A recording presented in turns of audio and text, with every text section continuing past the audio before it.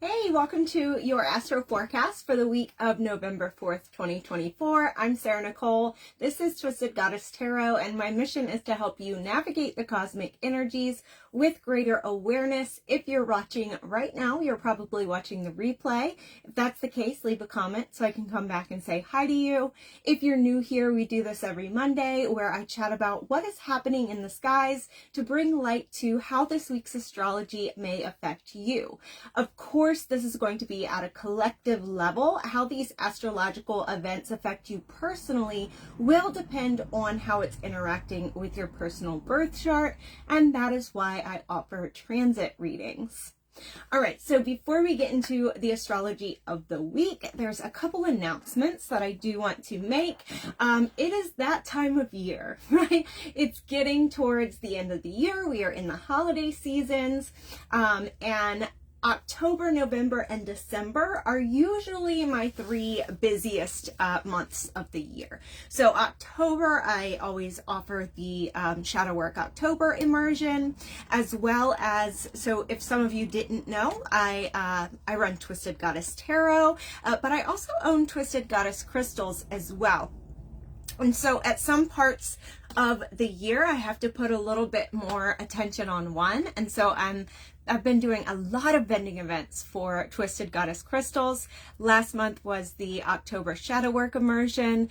I am currently offering the pre-orders for the Yule Crystal Advent calendars for Twisted Goddess Crystals. And then this month, I'm going to start working on rolling out the 2025 New Moon Manifestation Guides, the 2025 Year Ahead Tarot reading. So I have had a couple people reach out to me. Hey, Raven. I've had a couple people reach out to me and ask like, hey, are you going to be doing the New Moon Manifestation Guides again? I want to order one. And yes, in the next week or two, I do plan to get those, the listings put out for the New Moon Manifestation Guide 2025 and for the 2025 Year Ahead Tarot readings. I'm also going to be adding something else this year, a special offering. So you know how I do the monthly astro energies on the first of the month? I always make a post about and kind of list the energies for that month and a little blurb about them. And we dive deeper into them here on the Astro Forecast Live weekly, which is always free here, this live. I am going to be putting together a 2025 weekly astro planner. And so I'm working on that right now.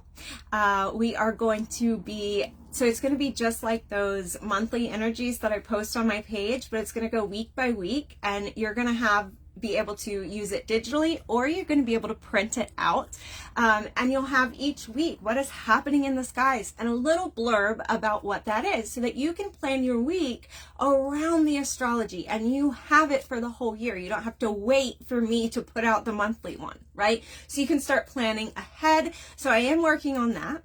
So with that being said, considering the fact that I am doing a bunch of vending events for Twisted Goddess Crystals for the holiday festival season, I'm doing the Yule Advent calendar pre-orders for Twisted Goddess Crystals, and I'm putting those together this month. And then I am going to be really focusing in on those year ahead offerings, like the New Moon Manifestation Guide, the Year Ahead Tarot readings, and the 2025 weekly Astro calendar, which we are going to be doing this year for the first time. I am not booking regular readings for Twisted Goddess Tarot right now. If some of you have noticed, they are all marked as sold out. Every year around this time, it gets really busy with all of the year ahead things.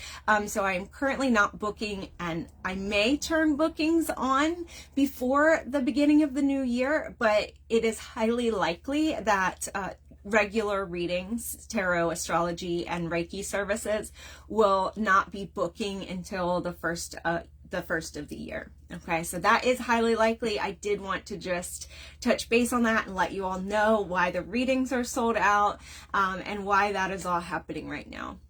Raven says, I loved my New Moon Manifestation Guide this year. It was such a helpful resource. Thank you. That is one of my favorite things that I offer in terms of services. And yeah, incredible. I'm so excited about the new weekly astro calendar that is going to be coming out soon. I promise.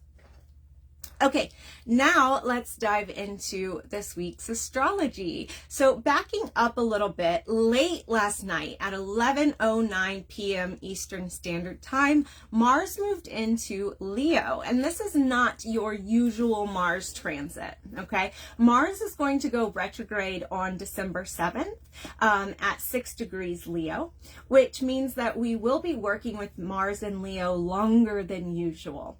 So Mars is going to go back into Cancer during its retrograde phase and then re-enter Leo on April 18th, 2025, remaining there until June 17th, 2025. Whew, that's a long time. So we're going to be talking about and feeling into Mars in Leo energy for a really long time. So really, when I talk about it on the weekly Astro Forecast here live, I'm talking about the day that it ingresses into a sign, or if we're talking about a like an opposition or a conjunction, if we're talking about an aspect, I'm talking about the day that is exact. But I do want to always remind you that just because I say late last night this happened and we're talking about it today, this is energy that's going to be around for months and months and months. So keep this in mind, okay? So Mars in any fire sign really gives us a boost of energy. We are more active, we're more motivated. In Leo, Mars really gives you permission to go after what you want, to go after what your heart desires. So follow what lights you up. That is definitely the big suggestion with Mars and Leo. Follow what lights you up. Say yes to opportunities that allow your light to shine. Okay, but also with Mars and Leo, do be mindful of how your actions affect other people as well. Be sure to balance your own drive and your own desires and your own motivations with the needs of others in your life. Be sure that you're acting from the heart and not from a false ego with Mars and Leo. And be sure to ask yourself whether you're doing things that have meaning or if you are acting out of a desire to be acknowledged. So Mars and Leo can really give us an opportunity to take off any masks that we're wearing and to align our actions to our values, right? So this is going to be an energy that we're feeling for a while. You don't have to worry about Mars retrograde yet. We will talk about that once it comes up. But one thing that I would say is now that Mars is out of Cancer and into Leo, now until it goes retrograde on December 7th, I definitely suggest that you really take hold and make use of this Mars in a fire sign energy where we're feeling more motivated, where we're feeling more driven, right? Because when Mars is retrograde, Mars is the energy of our motivation and our actions and our overall energy, our oomph, if you will, right? Mars rules over our oomph. And you know how sometimes you wake up in the morning and you're like, no, I don't have any energy to do any of this. And sometimes you wake up and you're like, yeah, let's get it done. Mars retrograde definitely is a time where our energy is really turned inward and we don't have a lot of external energy to give out. It's a time of energy conservation, right? So from now until Mars goes retrograde on December 7th, I would definitely recommend, grasping onto this Mars and Leo energy, utilize it, use it as much as you can, right? Let's be productive. Let's get things done. Let's make sure though that what we're getting done is what lights us up and what feeds our fire, right? To keep that motivation going. At least I need motivation these days. Yeah. Well, Mars is leaving out of Cancer, and Mars in Cancer is a much more like soft. It kind of tells us to like be gentle to ourselves and do self-care. So now we have it in Leo where it's like, and Leo is a fixed fire sign. So Mars in Aries, right, is a big burst of, ooh, let's do it, but then it doesn't have a whole lot of follow through. Mars in Leo, it's a fixed fire sign. So it has that initiatory energy that fire signs have, but it's a fixed sign. So it's also not moving. It's also staying in place and staying the course as well. On Thursday, November 7th, Mercury is going to be entering its retrograde pre-shadow zone at 6 degrees Sagittarius. It's not retrograde yet, right? The retrograde, Mercury retrograde, begins on November 25th at 22 degrees Sagittarius. But if you start feeling kind of retrograde symptoms, Mercury retrograde symptoms, between November 7th and November 25th, you're not crazy. You're feeling that pre-shadow period. The pre-shadow period is when Mercury is moving forward through the period that it's going to be retrograding through, right? So it's in that zone. It's starting to slow down.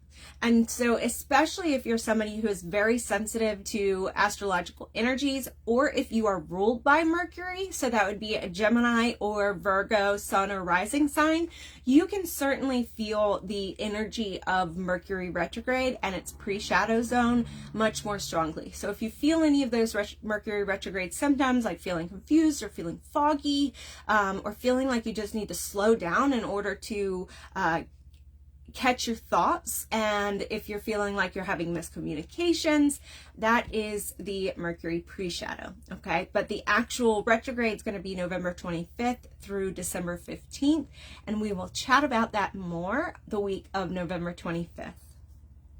And then lastly, this week on Saturday, November 9th, we have the first quarter moon at 17 degrees Aquarius at 12:55 a.m. Eastern Standard Time. So if you live in Eastern Standard Time like I do, you can practice your first quarter moon rituals Friday evening or Saturday morning, since it's happening really, in the middle of the night there. So the first quarter moon occurs when the sun creates a challenging square aspect to the waxing moon. So while the energy of the moon is building up to that full moon, the square aspect always brings about a sort of tension, or it really pushes us to action, making the themes of the first quarter moon focus, momentum, and facing your fears. Now, when we talk about manifesting with the moon, we really only get 2 weeks of active manifestation time, from the new moon to the full moon. The other 2 weeks are the waning moon, when we are meant to be resting and releasing and reflecting and realigning, right, before the energy starts building again. So the first quarter moon really acts as a reminder that we're halfway through the active manifestation part of the lunar cycle. It creates the tension to remind you that setting an intention alone on the new moon will probably not allow you to see fruition at the full moon.